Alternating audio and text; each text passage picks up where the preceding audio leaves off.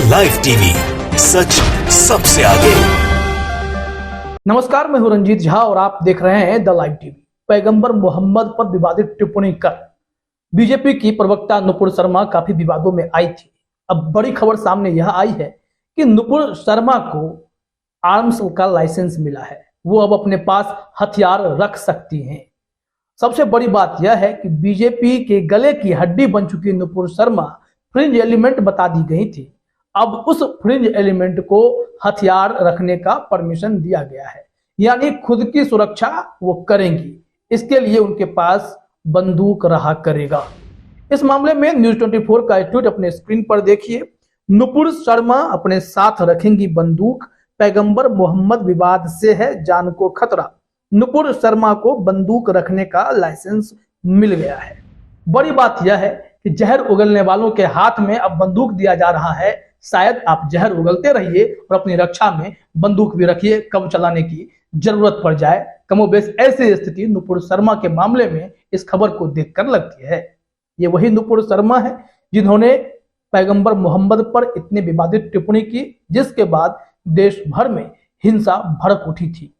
यहां तक कि नुपुर शर्मा को भी धमकी मिली। इसके साथ ही साथ वैसे जो नुपुर शर्मा को समर्थन दे रहे थे, उन समर्थकों में से 2 लोगों की हत्या भी हुई। ऐसी खबरें आई, एक राजस्थान में, एक महाराष्ट्र में इस तरीके की घटना सामने आई।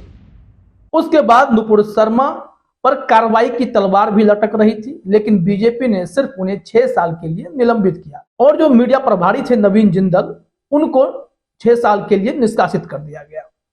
तो बीजेपी ने अपना पल्ला झाड़ने के लिए नुपुर शर्मा समेत ऐसे नेताओं को छुट भैया नेता करार दिया। हालांकि नुपुर शर्मा राष्ट्रीय प्रवक्ता थी, टीवी चैनलों पर डिबेट करती थी और उस दौरान उन्होंने इस तरीके की विवादित टिप्पणी की।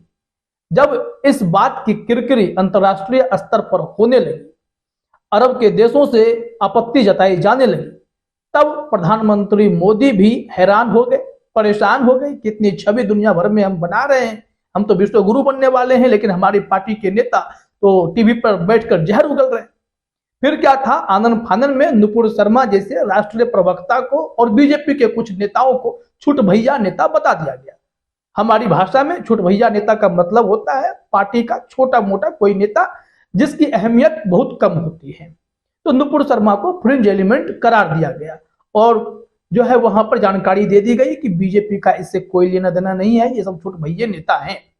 अगर राष्ट्रीय प्रवक्ता छुट भैया नेता हैं या इस तरीके की जो टिप्पणी करते हैं बीजेपी में वो छुट भैया नेता हैं, तो फिर बीजेपी में ऐसे नेताओं की लंबी फहरिस्त है जो इस तरीके की विवादित बयानबाजी करते हैं, चाहे वो केंद्रीय मंत्री के तौर पर गिरिराज सिंह हो, अश्विनी चौबे हो, या फिर सांसद के तौर पर आप देखें साध्वी प्रज्ञा हो।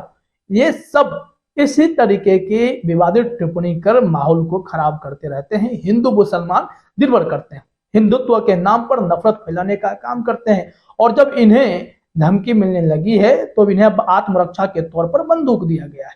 सबसे बड़ा सवाल यह है कि पुलिस का काम होता है सबको सुरक्षा देना। अगर किसी के ऊपर धमकी की स्थिति है या क्या है तो उस हिसाब से वो तय किया जाता है और पुलिस उस मामले में सुरक्षा करती है।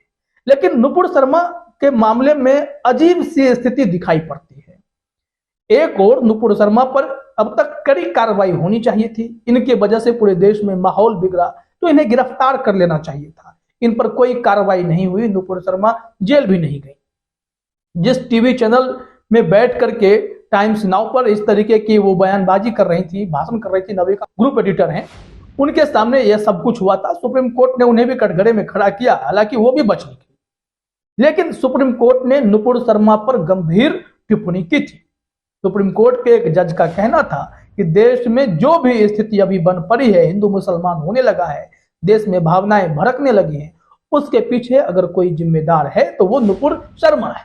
नुपुर शर्मा पर कड़ी कार्रवाई होनी चाहिए, लेकिन नुपुर शर्मा बचती रही। बीजेपी ने सिर्फ उन्हें निलंबित करके अपना पल्ला झाड़ लिया, फ्रिंज एलिमेंट बताकर पल्ला झाड़ लिया।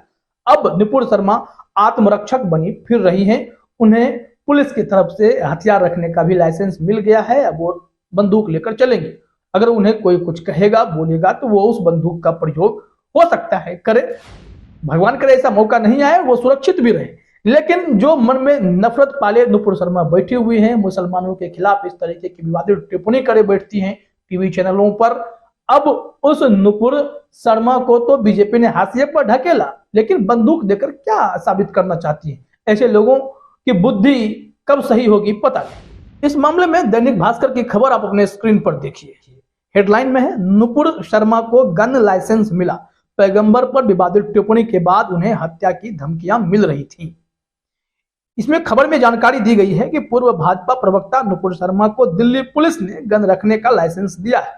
उन्होंने दिल्ली पुलिस से अपील की थी कि उन्हें लगातार जान से मारने की धमकियां मिल रही हैं, इसलिए आत्मरक्षा के लिए उन्हें बंदूक रखने की इजाजत चाहिए। उनकी रिक्वेस्ट को पुलिस ने मान लिया है। पिछले साल ही उन्होंने 26 मई को टेलीविजन डिबेट के दौरान मोहम्मद साहब पर अपमानजनक टिप्पणी की थी, जिसके बाद माहौल खराब हुआ था।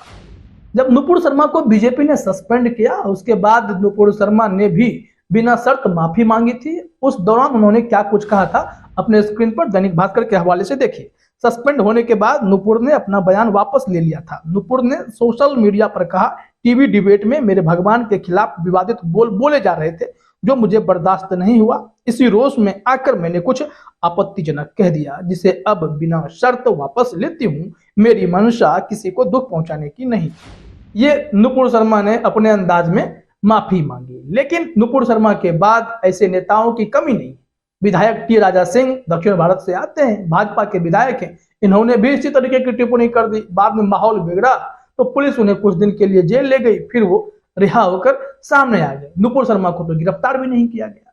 लेकिन विडंबना देखिए कि सोशल मीडिया पर मोहम्मद जुबैर जैसे फैक्ट चेकर जो सच्चाई दिखाते रहते हैं, झूठ को पकड़ते हैं, गलत खबरों को फैलने से रोकते हैं, उस मोहम्मद जुबैर को पुलिस इसलिए गिरफ्तार करके ले गई थी क्योंकि 4 साल पहले उन्होंने एक ट्वीट किया था जो विवादित नहीं था। एक फिल्म का ही लाइन था जिसे उन्होंने बस शेयर कर लिया था।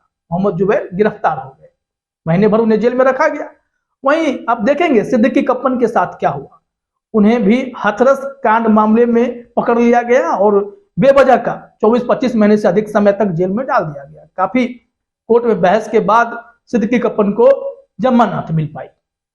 तो इस तरीके से मुसलमानों पर तो खूब टारगेट किया जा रहा है, उन पर विवादित टिप्पणी भी कर लीजिए। वैसे मुस्लिम बुद्धिजीवियों को अरेस्ट भी कर लीजिए, पत्रकारों को अरेस्ट भी कर लीजिए। बीजेपी के शासनकाल में यही कुछ लगातार देखा जा रहा है। लेकिन उन लोगों को क्या हिंदुओं से जान का खतरा नहीं है? बार बार क्या हिंदुत्ववादी जो कट्टरपंथी हैं वो इस तरीके की हरकत कर माहौल बिगाड़ने की कोशिश नहीं करते? उन लोगों को दंडित करने की बजाय ऐसे कट्टरपंथियों के हाथ में बंदूक देने का क्या मतलब बनता है? फ्रिंज एलिमेंट अगर आपके लिए हैं तो फिर आपको इतनी चिंता हो रही है। नुपुर शर्मा को चलिए धमकी पड़ रही है, उन्हें लाइसेंस दिया गया है, लेकिन बीजेपी अगर फ्रिंज एलिमेंट वाली लिस्ट तैयार करे तो बीजेपी के कई ऐसे नेता होंगे जो केंद्रीय मंत्री स्तर के होंगे, सब के सब वैसे ही निकलेंगे। तो क्या सबको साइड करके फिर उनके पास आत्मरक्षा के लिए बंदूक भी दे दिया जाएगा कि भाई आप जहर उगलते हैं इसलिए आपको बंदूक दिया जा रहा है, जहर उगलिए और अपनी सुरक्षा में बंदूक रखा कीजिए। यह स्थिति नुपुर शर्मा को देखकर मालूम पड़ती है। फिलहाल इस वीडियो में इतना ही। आप सभी का हमसे जुड़ने के लिए बहुत बहुत धन्यवाद।